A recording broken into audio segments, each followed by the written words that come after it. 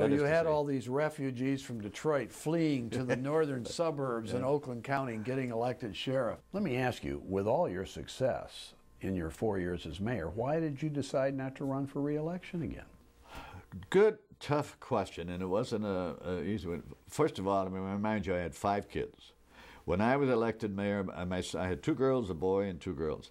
My son was 10 years old when I elected mayor. He was 14 after 4 years, and you know, the getting into high school and the kids in college, and that was being mayor is a monstrous, time-consuming job.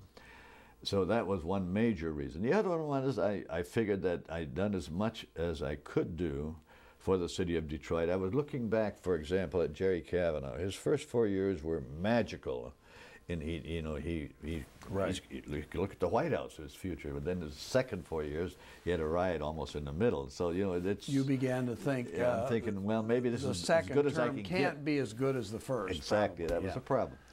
And also, I always had a desire to be a judge. And I said, oh, I got it. I'll go in private practice, and if it opens up, I'll run for judge. And that's what I wanted to do way back before these other career things interfered. Right. And so that I decided to do that and go into private practice, and so I hooked up with a firm called Lander, Barris, Fenton, Niederlander, Barris, and Gribbs. That was the firm, and then we did that for a year. There was an opening that fall for the circuit court. They created 5 new positions. This would be 1974. Correct. Yeah. And so well, before we get to that, I just want to ask you a couple other questions about the time when you were mayor and relationships you had with some other people. What about the state of Michigan? You became mayor, and the governor was Bill Milliken. Oh, right. And Brickley, was lieutenant governor. Well, became lieutenant governor in 1970. He ran with Milliken for the first time. Right. And of course, you had this long-standing relationship with Brickley. In fact, maybe you recommended Brickley to Milliken as a possible lieutenant governor. But Brickley had a lot of friends, a lot of fans. Yeah, well, what was your relationship with Milliken? It was very cordial. Yeah. You know.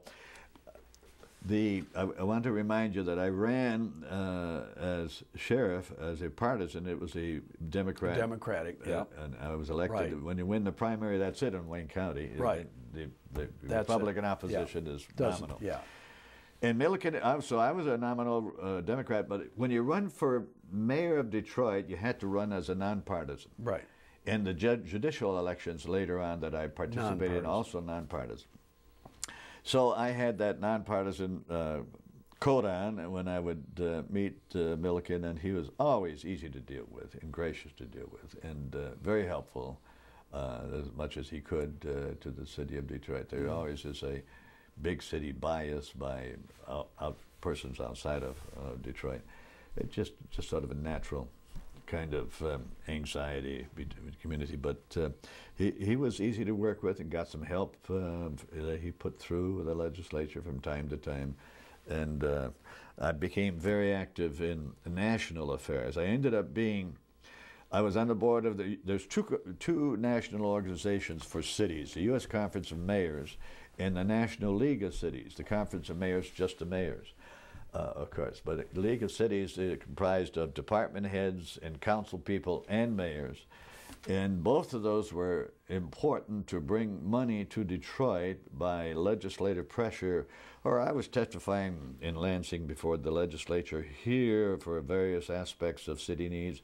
I went to the White House a couple of times to meet with Agnew and President Nixon on city needs, but I was on the board of the National League of Cities, and I was quickly nominated, went up the ladder. In my 4th year as mayor, I was president of the National League of Cities, which is it's a big country. And not only that, in only 4 years, you became the president. Yeah. Some of these guys have to be around for 20 years before they get to be president. It was a successful effort on my part, and that's important because we even in the 2nd year that I was mayor, because the cities had a disproportionate share of the poor, and many times they were a disproportionate share of the minorities.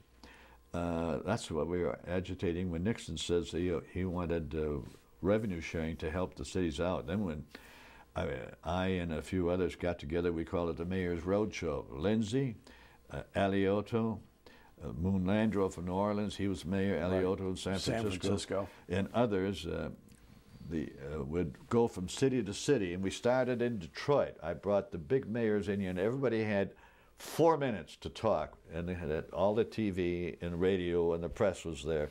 Right. And it got a big splash. And then next month we'd go to New Orleans. Next month we'd go to New York City. I've got a picture walking down Fifth Avenue, arm in arm with Lindsay and the others. Really? Oh yeah, oh, that's great. It was a great experience. Well, let me ask you. We were an effective tool. Yeah, it sounds like you were. Yeah. I'll tell you, I am staggered when I look at the list of organizations that you were affiliated with and belonged to during your long career. It's staggering. Not just the the League of Cities and the Municipal League and so forth, but I mean, the World Society of Equistics, and what about the Colorado Institute? I mean, when did you have time for all this stuff? Well, they came in later, but the Equistics came about while I was mayor, because this... what are Equistics? It's a study of cities led by Doxiadis, who was a leading city analyst, Greek. Yes, international. Yeah. It was Equistic Society studied how to build houses and space for parks and recreation. I see. They came out with the idea that if you're going to have apartments, you ought to have the green space in the middle. And this goes way back. Kind of urban planning. Exactly, yeah. So they made a study of the Detroit whole regional area, all the way from Port Huron down to Ann Arbor, all of this area into Detroit, centered on Detroit. And he came to town, Doxiadis did, and invited me to join the organization. In fact, he invited my wife and I to go to a trip where they had a week conference in Greece, and it was fun and also educational, and participated all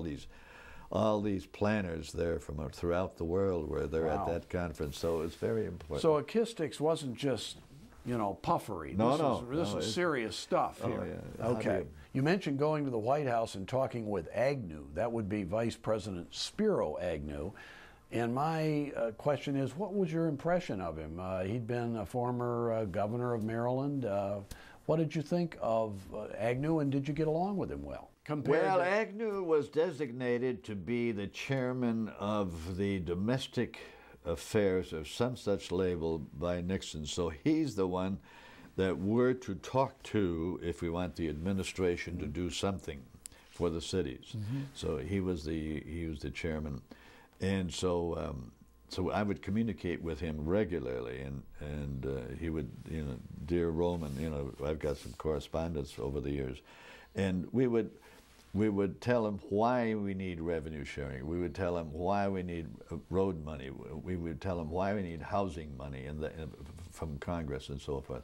And he was to coordinate it all, and so I had a better relationship. I mean, more frequent visits with him than I did with the president. We had a couple of meetings with the president, and when I became an officer, then the president of the National League of Cities, I sat at the cabinet room with Nixon to my right and George Romney at the end of the table.